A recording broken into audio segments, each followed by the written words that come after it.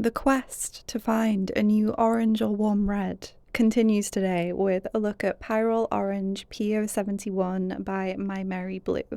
It's my first time using the orange type of PO71, and I'm going to be creating a mixing chart like I did here for Transparent Orange PO107 last time, with the same pigments in the same place so that I can properly compare the two. And I'll do a little comparison of the scans of both of them towards the end. So we're looking at Pyrrole Orange. We're looking at Pyrrole Orange today, which is the blob at the bottom of this pan. And I'm going to start with a graduated wash, and I really liked how the paint handled, all like straight in, going in just with this. I was already really impressed by how well the paint handles. It has a nice balance of softening out practically on its own, but still me having some control over it as well. I noticed that when I did this next test here, which was dropping the paint into water, that it had like an almost tendril kind of appearance to it. It didn't shoot across like, say, a core watercolor might, but it did have sort of like an interesting texture to its movement. Whereas, as you'll see in the scan for Transparent Orange, and if you watched the video for that one, the paint kind of softened off, especially over time as I continued on with the next tests. It did start to really soften off, and it didn't have like the tendrily texture that this one does. It's not a problem for me either way, it's just something to note and something I find interesting to test.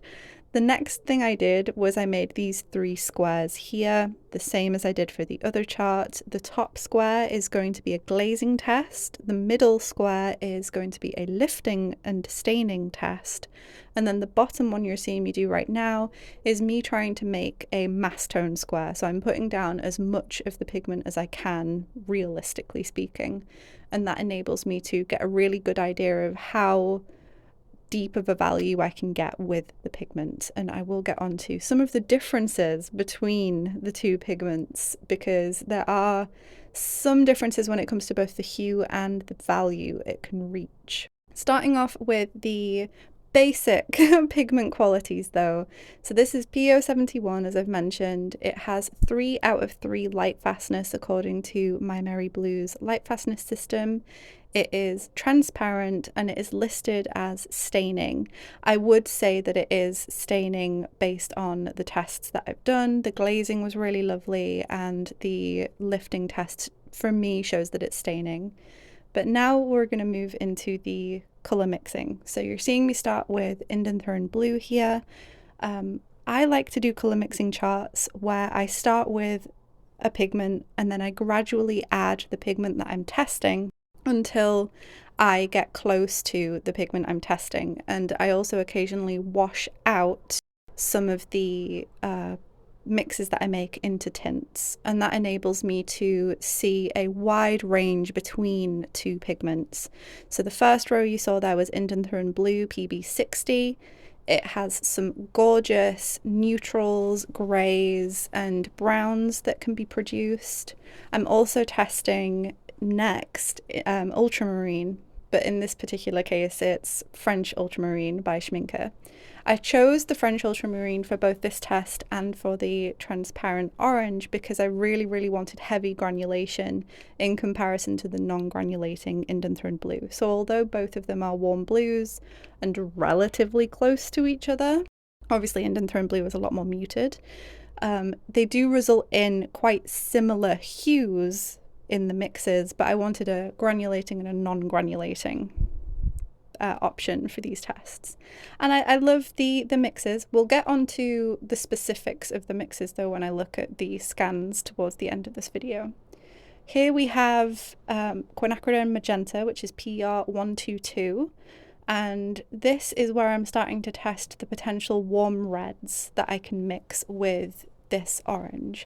Pretty much straight away I did notice a rather subtle difference. It is a very subtle difference, but it is one that I did notice, which is that this orange, the Pyrrole Orange PO71, does result in slightly brighter and cleaner reds in these three mixes that I'm making. So we just had quinacridone magenta, now I'm using perylene dark red, which is PR178, and then directly after this is what's it called, permanent red deep, PR254.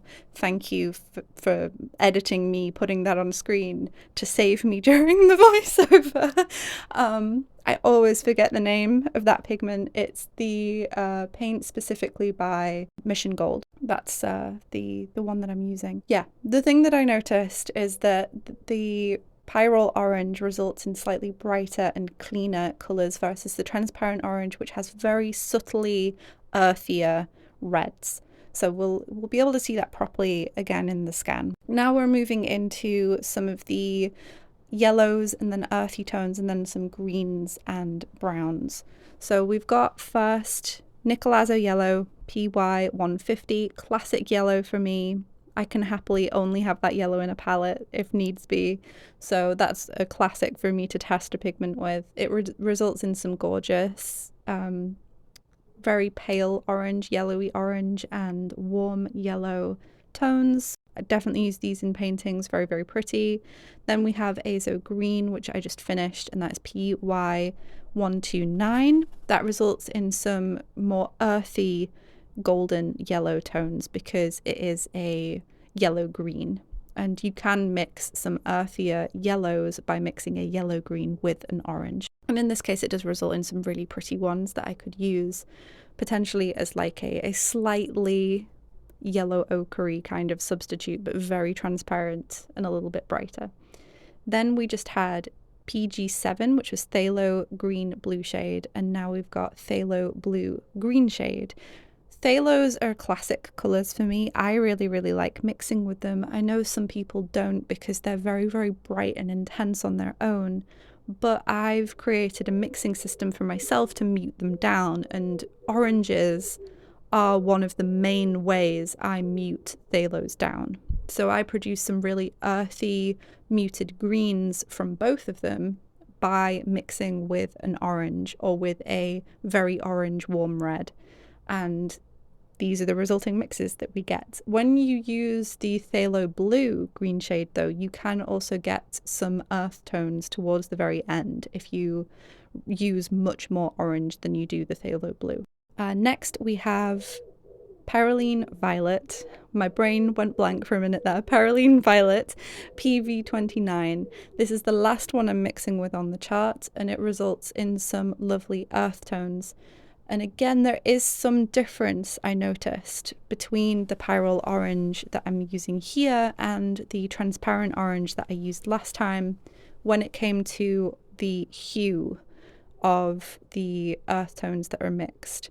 I did notice that the ones in this test were a little bit more orange leaning, whereas the ones from last time with the Transparent Orange were a little bit more red leaning. It's very subtle, but it is something that I have taken note of, and I've been working on a full painting using this Pyrrole Orange, and it is something that I've noticed while doing that painting as well, which will end up being a video coming next time. But this is the full chart, and we'll take a look at the scan in a moment just so that you can see what it looks like. I did color correct the scan just like I did last time. I selected each row and then color corrected it to look as close to how the chart looks to me in real life, and this is what the chart looks like. Now there is one thing I do want to note. When it came to the ultramarine row, I did use the same ultramarine for both of them, but I did put more ultramarine down at the start of the row for this Pyrrole Orange chart, as in more of the ultramarine pigment down, which is why it's more intense. That's just a user error on my part. The actual hues that you can attain though, it should be easy to translate between the two scans to get an idea of both of them. For your benefit, I'm also going to put the Transparent Orange scan up on screen for you now and then go back to the Pyrrole Orange one, just so that for all of the differences that I'm about to mention, you can go back to this section of the video to look at the chart and compare the two. But if you want an easier time comparing both of them, the scans are up on my blog for both of them in their relative blog posts. So there's a blog post for Pyrrole Orange and there's a blog post for Transparent Orange. The scans are both on there, which are linked in the description. And there's also full resolution scans for both of these charts on Patreon for free. So if you want an easier time comparing the two, you're more than welcome to go check those out. But let's get into the differences.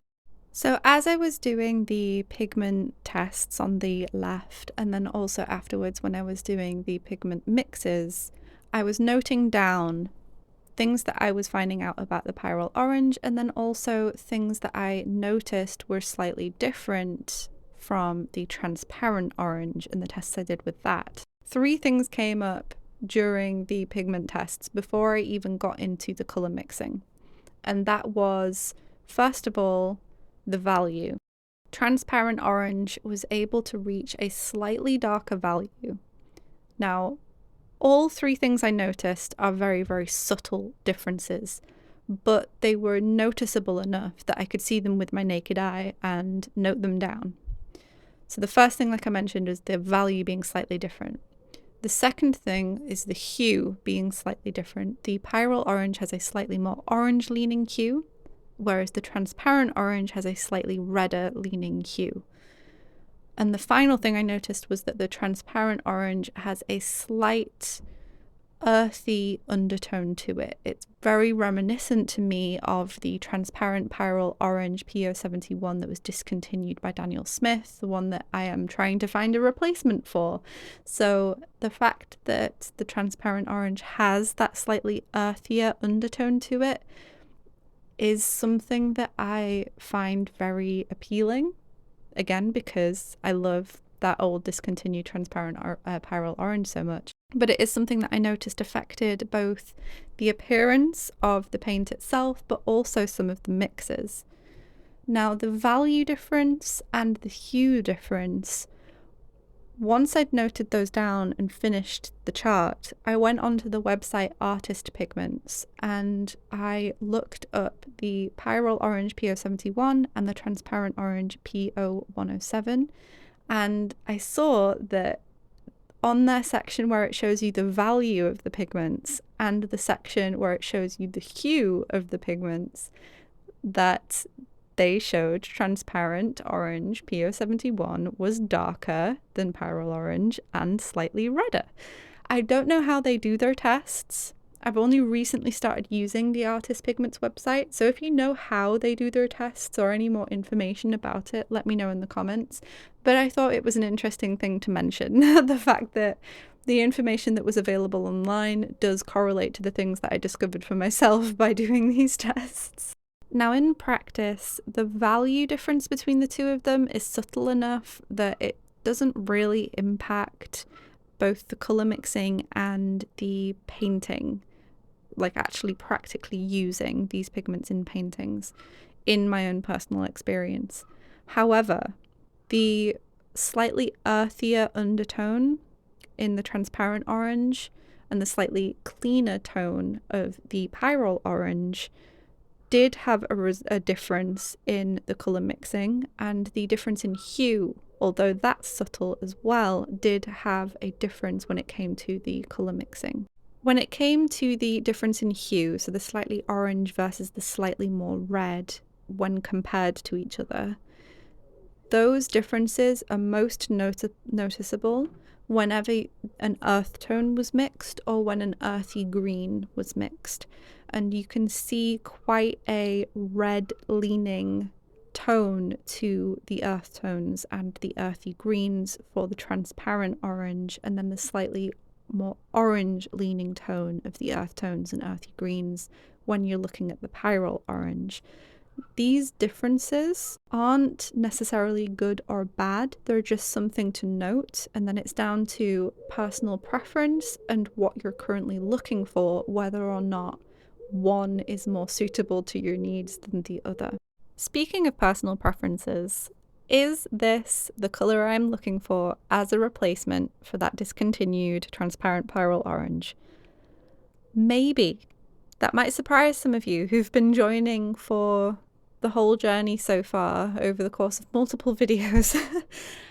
You might think that the Transparent Orange is the easy choice. Now that I've done both of these mixing charts, it's got that slightly earthier tone that I'm looking for, that's very, very subtle undertone, that's very reminiscent of the slight muted undertone of the Transparent Pyrrol Orange. It also has a slightly redder hue. It doesn't get quite as red as that discontinued pigment, but it is redder than the Pyrrole Orange, so you would think that that would be an immediate win for me, right? Now that I've compared the two. However, when it came to using these pigments in practice, there are some things about Pyrrole Orange that I have started to fall in love with, so it's not an easy decision for me.